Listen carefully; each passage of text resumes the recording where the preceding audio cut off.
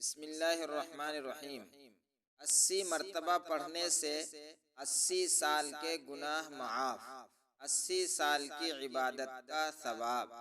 جو شخص جمعے کے دن عصر کی نماز کے بعد اپنی جگہ سے اٹھنے سے قبل 80 مرتبہ یہ درود شریف پڑھے گا، اس کے 80 سال کے گناہ معاف ہوں گے اور اس کے لیے 80 سال کی عبادت کا ثواب لکھ دیا جائے گا۔ اس حدیث شریف کو علامہ سخاوی رحمۃ اللہ علیہ نے القول البدیع صفحہ نمبر 188 میں حضرت ابو ہریرہ رضی اللہ تعالی عنہ سے اور صفحہ نمبر 186 میں حضرت سہل بن عبداللہ رضی اللہ تعالی عنہ سے نقل فرمایا ہے۔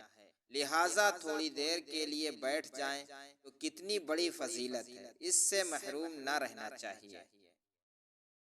نوٹ: یہاں ایک بات یاد رکھنی چاہیے کہ 80 سال کے گناہ معاف ہونے سے مراد گناہ صغیرہ ہیں اور 80 سال کی عبادات سے نفلی عبادت مراد ہے۔